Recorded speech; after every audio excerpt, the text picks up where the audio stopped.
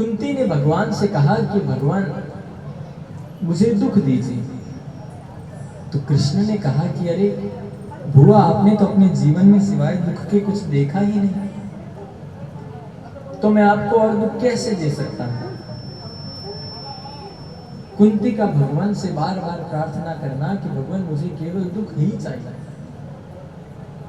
दुख के अलावा कुछ भी नहीं चाहिए। और भगवान का कुंती को दुख न देना, पांडवों को इस बात का पता चलना कि कृष्ण हमें छोड़ करके जा रहे हैं, उनका दुखित होना, अर्जुन को साथ में भेजना, अर्जुन का आकर समाचार देना कि कृष्ण हमसे दूर चले गए। पांचों के पांचों पांडवों द्वारा स्वर्गलोक की ओर प्रस्थान करना, पांचों का बीच में द्रौपदी सहित पतन, केवल युधिष्ठिर सशरीर स्वर्ग पहुंचते हैं। परीक्षित राज्याभिषिक्त होते हैं। ऋषि के गले में मरा हुआ सर्प डालने के कारण 7 दिवस के अंदर मृत्यु का श्राप मिलता है। सुखदेव परीक्षित का मिलन होता है। अब उससे आगे परीक्षित कहते हैं, भगवान मैं कृतार्थ हुआ जो आप मेरे जीवन में चले आए और मुझे 7 दिवस के अंदर आप मोक्षदायिनी कथा बतलाएं। सुखदेव जी को अपनी बड़ाई से कोई मतलब नहीं है, बिना बड़ाई को जाने वह परीक्षित को श्रीमद् भागवत जी का वर्णन बतला। सुखदेव जी बतलाते हुए कहते हैं, हे परीक्षित, आइए भागवत जी के द्वितीय स्कंद में यह वर्णन है, तो उसमें प्रवेश करते हैं। प्रेम से कहिए ना, जय श्री कृष्ण। सुखदेव जी कहते हैं, परीक्षित, एक व्यक्ति की आयु, एक व्यक्ति की उम्र पहले 1 लाख वर्ष हुआ करती थी। सतयुग में एक व्यक्ति 1 लाख वर्ष तक जीता था। फिर आया त्रेता, उसमें उम्र हो गई 10,000 वर्ष। फिर आया द्वापर, जिसमें उम्र हुई व्यक्ति की 1000 वर्ष। और फिर आया कलयुग, जिसमें उम्र हो गई केवल 100 वर्ष। परंतु कलयुग में आज भी उनकी पूरी उम्र 100 वर्ष नहीं होती। 100 वर्ष भी व्यक्ति नहीं दे पाते। एक व्यक्ति के जीवन में आपको बहुत कम देखने को मिलेंगे जो आपको सुनने में आएगा कि उनकी आयु 100 वर्ष है। 60, 70 आज के कली काल में, और फिर ऐसी महामारियां जब आ जाती है तो इतने भी व्यक्ति नहीं लेते। तो परीक्षित कली के प्रकोप से, कलयुग के कारण यह सब हो रहा है। और कलयुग में, यह कलयुग का पुण्य प्रतापमान सूत्र कि कलयुग ऐसा समय है जहां पर आप हो सके पाप तो आपको करना पड़े, मानस पुण्य हो ही नहीं पापा, कि पाप तो शायद आपको करना पड़े, परंतु पुण्य केवल आपके मन में इच्छा जागृत हुई कि मैं धर्म का कार्य करूं, उतने में ही आपके साथ में हो ले। और पुण्य का कार्य करना, धर्म का काम करना हर व्यक्ति के हृदय में जागृत नहीं होता। भगवान की कृपा होगी तभी आप कर पाओगे। अगर आपके अलक्ष्मी कमाई हुई है तो वो कभी भगवान के काम में नहीं लगी। अच्छी लक्ष्मी है तो ही आप भगवान के कामों से लगा पाओ। तो परीक्षित, तुम्हारा यही कारण है कि कलयुग के कारण तुमने वह सारा कार्य कर दिया और तुम्हें श्राप मिला। अब मैं तुम्हें यह बतलाता हूं कि बैठे बैठे नर में, जल में जिसने अपना अयन मतलब घर बनाया, घर का पर्यायवाची अयन, तो जल में जिसने अपना अयन बनाया, या जिस नर ने जल में अयन बनाया, उसका नाम हुआ नारायण। उसके मन में इच्छा हुई कि मैं एक से अनेक हो जाऊं। एक से अधिक हो जाओ। और उसके विचार करते करते नाभि से कमल का फूल निकला और उस कमल के फूल से ब्रह्मा जी का प्रादुर्भाव होता है, ब्रह्मा जी की उत्पत्ति, उसमें से ब्रह्मा जी निकलते हैं। यह सृष्टि का प्रक्रम यहां से शुरू होता है। सृष्टि संरचना, ब्रह्मा के मन से विचार किया, मन से ब्रह्मा के पुत्र हुआ मारीच, मरीच ऋषि का जन्म हुआ। नेत्रों से अत्रि, मुख से अंगिरा, कानों से पुलह, नाभि से पुलस्य, त्वचा से क्रतु, अंगूठे से दक्ष और उनकी छाया से कर्दम ऋषि, गोद से नारद ऋषि, इनकी उत्पत्ति। सबसे पहले पुत्र बने सनत कुमार। उनसे कहा सृष्टि संरचना आगे बढ़ा। सनत कुमारों ने मना कर कि हम तो विवाह भी नहीं करेंगे और ऐसे ही भगवान का भजन करेंगे। क्रोध है तो भ्रकुटी मार्ग से रोता हुआ एक लोहितांग बालक ने जन्म लिया जो रुद्र स्वरूप था। इस प्रकार से यह सृष्टि संरचना का प्रक्रम आगे बढ़ता है। फिर वर्णन आता है कि भगवान ने कहा इस प्रक्रम को और आगे बढ़ाओ तो पृथ्वी, जल, वायु, अग्नि, आकाश, 5 तत्व, 5 इनकी तन मात्राएं। पृथ्वी का गंध, जल का रस, अग्नि का तेज, वायु का स्पर्श और आकाश का शब्द, यह 5 इनके रूप। तो 5 और 5 10, 5 कर्मेंद्रियां और 5 ज्ञानेंद्रियां, वाक, पान, पानी, उपस्थ, वायु, यह कर्म इंद्रियां और ज्ञानेंद्रियां, यह 10 और 10 20। मन, बुद्धि, चित्त और अहम भाव, इन 24 तत्वों को मिलाकर जल में डाला, कई वर्ष तक पड़ी रही, कुछ नहीं। भगवान ने कहा इनसे तो कुछ नहीं हुआ। तो काल मृत्यु के रूप में उसमें 25वां तत्व डाला गया, काल। तो उसमें से एक विराट रूप ने जन्म लिया। बोलिए विराट स्वरूप भगवान की जय। विराट भगवान का उससे जन्म हुआ, जिसके अनेक सहस्त्र भुजाएं, सहस्त्रों मुख, सभी मुख उसमें देवी देवताओं के दिखाई प्रतीत होते हैं। देखा होगा आपने विराट स्वरूप भगवान की फोटो। मुख से जो वचन निकला, मुख से जो शब्द निकला, या मुख से जिस वर्ण ने उत्पत्ति ली, वह वर्ण बना ब्राह्मण। भुजाओं से जिस वर्ण ने जन्म लिया वह बना क्षत्रिय। जंघाओं से जिस वर्ण ने जन्म लिया वह बना वैश्य। और चरणों से जिस वर्ण ने जन्म लिया वह बना शूद्र। उस समय जाति प्रथा नहीं थी, वर्ण व्यवस्था कि अगर तुम कर्म कांड का काम करना चाहते हो तो तुम ब्राह्मण, रक्षा का तो क्षत्रिय।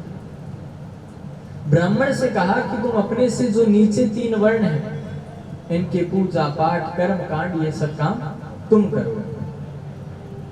2 नंबर पे क्षत्रिय। उससे कहा ब्राह्मण, वैश्य और शूद्र की रक्षा का काम तुम करोगे।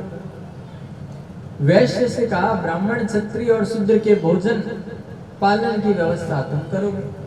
और शूद्र से कहा कि इनकी तीनों की, चाहे ब्राह्मण है, चाहे क्षत्रिय है या वैश्य, इनकी सेवा का काम तुम करोगे। तो उस समय वर्ण व्यवस्था थी, जाति व्यवस्था नहीं थी। वर्ण के अनुसार ही वह कार्यकाल आगे बढ़ा। यह सभी अपने कार्यों में लग गए, अपने अपना काम करने लगे। सुखदेव जी बतलाते हैं कि परीक्षित, इस प्रकार से यह सृष्टि संरचना का कर्म आगे बढ़ा। ब्रह्मा जी के शरीर के 2 भाग हुए, एक से मनु और एक से शत्रुपा। इनकी 5 संतान थी, 2 पुत्र और 3 पुत्रियां। पुत्र तो थे प्रियव्रत और उत्तानपाद, और पुत्रियां थी आकृति, देहूति और प्रसूति। सुखदेव जी ने कहा परीक्षित, अच्छा तुम इतनी बात करते हो तो मुझे ये बताओ कि भगवान कैसे मिलते हैं। परीक्षित ने कहा भगवान जो 5 बार नहाते होंगे उनको मिलते होंगे। सुखदेव ने कहा राम ने जिन कोल भीलों को दर्शन दिया, वो जाड़े के समय, सर्दी के समय 3-3 महीने नहीं नहाते, फिर भगवान क्यों मिले? कहा तो भगवान उम्र देखते होंगे। तो कहा ध्रुव की आखिर उम्र क्या थी? 7 वर्ष का बालक, छोटा सा। तो कहा हाँ भगवान देखते होंगे आप कितने पढ़े लिखे हैं। तो कहा गजेंद्र को दर्शन दिया, वो तो गज था, हाथी था, वो कहां से पढ़ा लिखा? मीरा कहां से पढ़ी लिखी? सूरदास रेदास कहां से पढ़े लिखे थे? वो पढ़े लिखे नहीं थे, पर उन्होंने भगवान को पूजा, इसलिए आज उनकी द्वारा लिखी गई कविताओं को विश्वविद्यालयों में पढ़ाया जाता है। मीरा पढ़ी नहीं थी, मीरा ने कभी स्कूल का मुंह नहीं देखा, मीरा कभी स्कूल अटेंडेंस लगाने नहीं गई, रेदास सूरदास कभी स्कूल नहीं गए, लेकिन उन्होंने जो लिखा वो आज भी हम पढ़ते हैं, क्योंकि उन पर कृष्ण की कृपा हो। तो प्रेम से कहिए ना जय श्री कृष्ण। और इधर परीक्षित विचार करते हैं कि भगवान फिर मिलते किसे हैं? तो कहा हाँ भगवान जात देख के मिलते होंगे कि आपकी जात क्या है। तो कहा का जाति विदुरस्य, विदुर की जात क्या थी? परीक्षित ने कहा भगवान ये प्रश्न मुझे विस्तार से सुना कि विदुर को भगवान कैसे। आइए भागवत जी के 3 स्कंद में हम प्रवेश करते हैं। कहा जिस समय कौरवों मिलकर पांडवों को लाक्षागृह में जलाने का विचार कर रहे थे, पांडवों को मारने की रणनीति बना रहे थे, उस समय विदुर की मुलाकात होती है धृतराष्ट्र से, क्योंकि विदुर है सलाहकार मंत्री। तो विदुर धृतराष्ट्र को समझाते हुए कहते हैं कि देखिए आपको पहला प्रयास यह करना चाहिए कि अगर एक मछली जलाशय में आ जाए तो वो पूरे तालाब को गंदा कर देती है। 100 अच्छे सेव हैं, उनमें अगर एक सड़ा गला सेव मैंने रख दिया तो वो 100 के 100 सेव खराब हो जाए। तो इसलिए ऐसी ही सेम एकदम ऐसा का ऐसा आपके परिवार में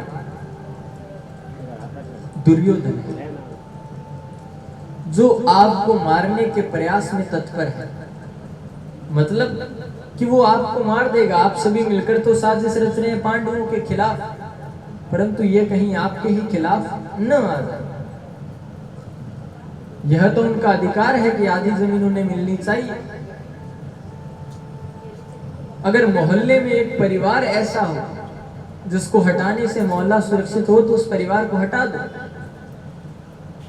और एक परिवार में ऐसा सदस्य हो जिसके चले जाने से आपको खुशी मिलती हो, शांति हो जाए पूरे परिवार में, तो उस परिवार को, सदस्यों को दूर कर देना चाहिए। ऐसा ही सदस्य है तुम्हारे घर में दुर्योधन, जो सबको खराब कर रहा है और सबकी बुद्धि को भी विकृत कर रहा है।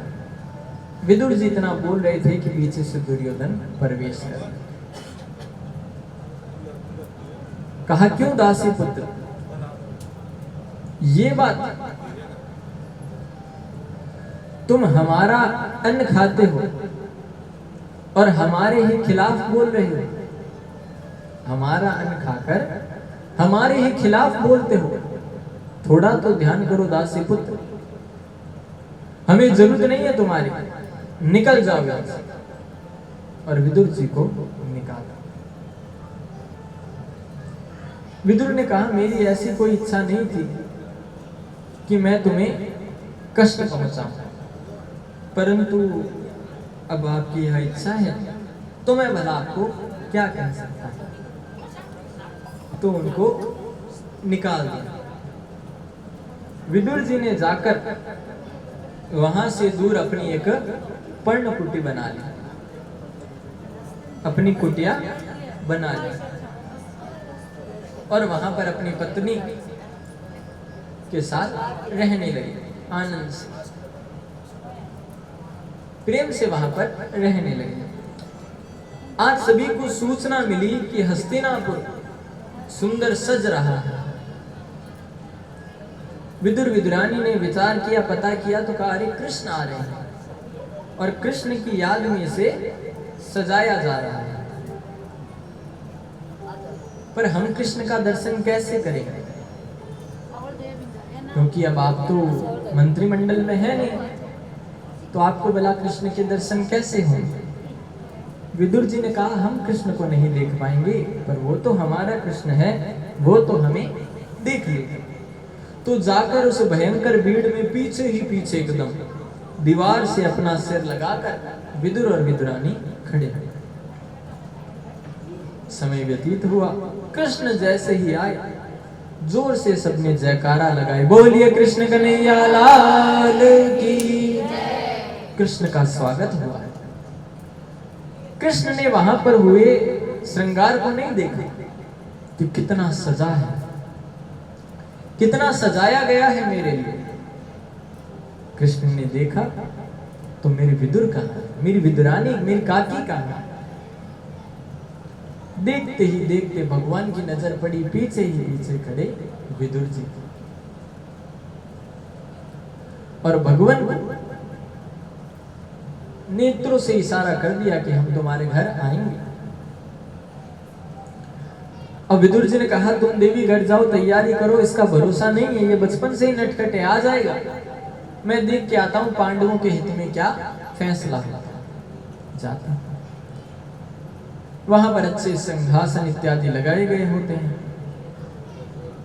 पहुंचते हैं। दुर्योधन कृष्ण का स्वागत करता है, मैत्रीपूर्ण कपटता से मित्र का परिचय देता है, और जैसे ही कृष्ण आते हैं खड़ा होता है, आदर करता है, गले लगाता है। कृष्ण ने कहा सुनो, ये तुम्हारे भाई हैं? कहा बिल्कुल, पांडव मेरे भाई है। कहा काका के बेटे? कहा एकदम। कहा खास काका के? कहा एकदम खास काका के बेटे हैं। तो कहा फिर उनका आधाधिकार होता है जमीन पर? कहा बिल्कुल नहीं होता। कहा रे दुर्योधन, मैं तुम्हें सुयोधन मानता हूं, इनका अधिकार नहीं होगा तो भला किसका अधिकार होगा? ऐसे मत, तुम्हारा सबसे पहला दायित्व यही है कि प्रेम पूर्वक आदर से तुम इन्हें आधी जमीन इनको दे दो। तो दुर्योधन क्रोध में आया और बोला सुच्चे ग्रे नेव दास्यामि विना युद्धेन केशव, कि सुच्चे ग्रे सुई के समान भूमि भी कृष्ण, मैं पांडवों को बिना युद्ध के दूंगा नहीं। कृष्ण ने कहा रे दुर्योधन, युद्ध की बात तुमने आज तक केवल दादी नानी से कहानियों में सुनी है। युद्ध में न जाने कितने बच्चे अनाथ हो जाते हैं, कितनी पत्नियां विधवा हो जाती हैं, कितने माता पिता बिना बच्चों के बन जाते हैं। धृतराष्ट्र ने दुर्योधन का हाथ दबा दिया, कहा रे कृष्ण पता है मुझे तो बचपन से ही क्रोध आता है, तुम सोचना मत जरा सा भी। चलो माता ने तुम्हारे लिए भोजन बनाया है, देखो भोजन करो। 56 भोग बनाए हैं। कृष्ण ने कहा भोजन दो परिस्थिति में होता है, या तो भोजन करवाने वाले के मन में भाव हो, या भोजन करने वाले को भूख लगी हो। तुम्हारे मन में भाव नहीं और हमें भूख लगी नहीं, और भोजन कर भी लेता, परंतु पहले से ही मुझे निमंत्रण आया है तो मुझे तो वहां जाना है। कहा किससे? कहा विदुर जी ने। कहा वो दासी पुत्र, उसके खुद के भोजन का भोग का पता नहीं, वो तुम्हें खिलाएगा। कहा मुझे अतिथि समझ के निमंत्रण दिया है तो भोजन की भी वही जाने। और मेरे कृष्ण अपने चरणों में बिना पादुका पहने अपने भक्त के द्वार पर निकल पड़े। कृष्ण पहुंचते हैं सीधे विदुर जी के द्वार। विदुर जी ने जैसे ही सुना कि कृष्ण कह रहे हैं मेरे घर आएंगे, सोई दौड़ पड़े। बाजार जाकर कहीं से माखन लिया, कहीं से खोए के लड्डू लिए, और सभी लेकर बाजार में कृष्ण के लिए और सामग्री ले रहे।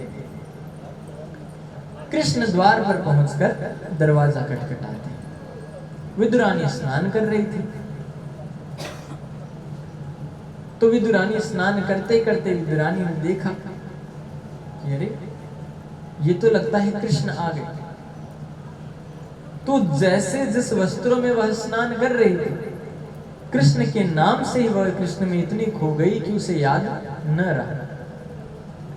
कृष्ण स्मृति में वैसे ही वो बाहर आ गए, और बाहर आकर के दरवाजा खोला। अरे कान्हा तुम आ गए, अरे आओ प्रवेश करो। कृष्ण ने समझा काकी जी भावना में बह गई, तो अपना पीताम्बरी वस्त्र काकी की ओर फेंक दिया। काकी ने उसे ओढ़ लिया।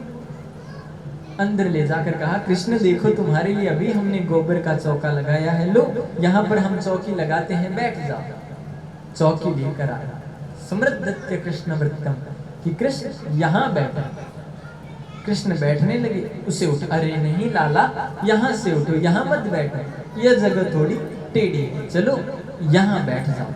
कृष्ण बैठने लगे। फिर चौकी को उठा दिया। यहाँ, अरे यहाँ नहीं, अरे यहाँ नहीं। कृष्ण पूरी अपनी छोटी सी पर्णकुटी में कृष्ण को 10 बार घुमा दिया और फिर एक किनारे पर ले जाकर उल्टा करके चौकी को रख दिया और उस पर कहा, कृष्ण अब तुम इस पर बैठ। और मेरे भगवान भावनाओं में उसी पर बैठ। और वह कृष्ण अपने रूप में ही सभी को अपने में ही समाये रखते हैं। हम उन्हीं के तो अंश हैं। ईश्वर अंश जीव अविनाशी। तो उसी अंश स्वरूप अपने एक अंश के द्वार पर कृष्ण उसकी साधना को सिद्ध करने के लिए, अपनी भक्ति के द्वारा उसका उद्धार करने के लिए कृष्ण पहुंचते हैं। एक मैं पहले छोटा सा दृष्टांत सुनाना चाहूंगा। आज गुरुवर भी बीच में आए हुए हैं। तो देखिए, जीवन में एक बात तो ये कि माता पिता अपनी भूमिका निभाते हैं अलग रूप से जीवन में। माता पिता की तो बराबरी कोई कर ही नहीं सकता, उनका स्थान तो हम किसी को दे ही नहीं सकते। उसके पश्चात जो हमें अंधकार से प्रकाश की ओर लेकर जाता है, भू यानी अंधकार, रू यानी प्रकाश, जो अंधकार से प्रकाश की ओर लेकर जाए वह होते हैं हमारे जीवन के गुरु, या फिर हमारे वृद्ध जन, हमारे बुजुर्ग। पर अभी ऐसा समय है कि हमने लगभग अपने जो बुजुर्ग हैं उनको अपने से दूर करते जा रहे हैं।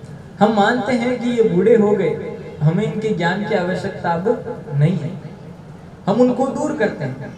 जबकि हमें ये पता होना चाहिए कि आज के समय में या आने वाला भी समय होगा, उसमें अगर इनकी वृद्ध जन, माता पिता हमारे जीवन में सूरज के समान होते हैं कि ये जब रहते हैं तो हमें ये लगता तो है कि बड़े तपित है, बहुत तेज है इनमें, या हमारे ऊपर बहुत तप दिखाते हैं, परंतु अगर एक दिन भी सूरज न निकले तो अंधकार छा जाता है।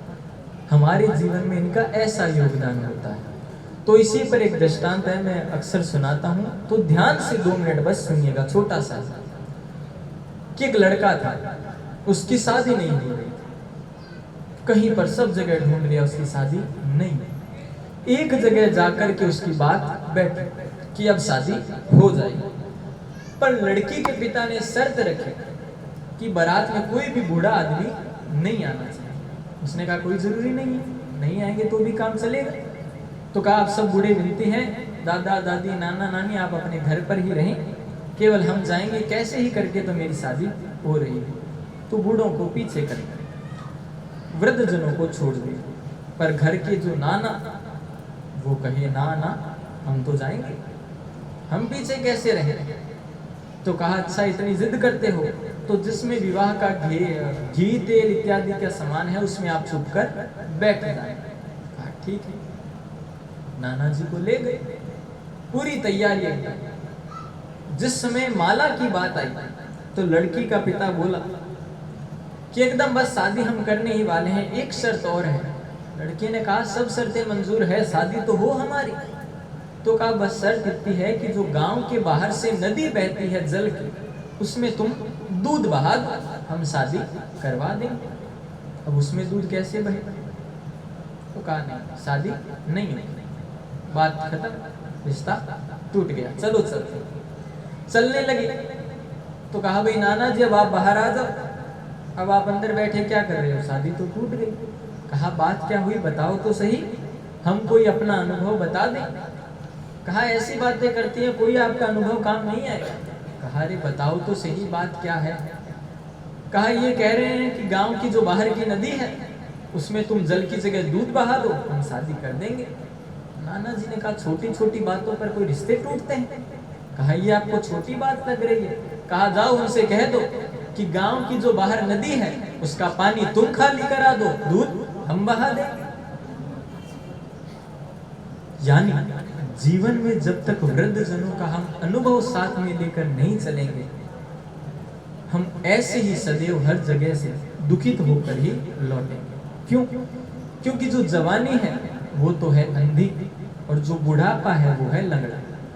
वृद्ध जनों के पास अनुभव तो है पर शायद अब शरीर उतना काम नहीं कर सकता कि वो चल पाए। जवानी के पास में शक्ति के चरण भी है, जोश भी है, पर अनुभव नहीं है कि वो काम कर सके। इसलिए अनुभव की आंखें हो वृद्ध जनों की और जवानी का जोश हो जवानों का, तो दुनिया परिवर्तित होते समय नहीं लगाएगी। प्रेम से कहिए ना जय श्री कृष्ण। विदुर जी के द्वार पर मेरे भगवान पहुंचे, स्वागत किया विदुरानी ने और एक किनारे पर ले जाकर मेरे भगवान को चौकी को उल्टा करके बैठा दिया। कृष्ण समझ गए कि काकी पूर्ण रूप से भाव विवलित हो चुकी। कहा काकी बड़ी भूख लगी है।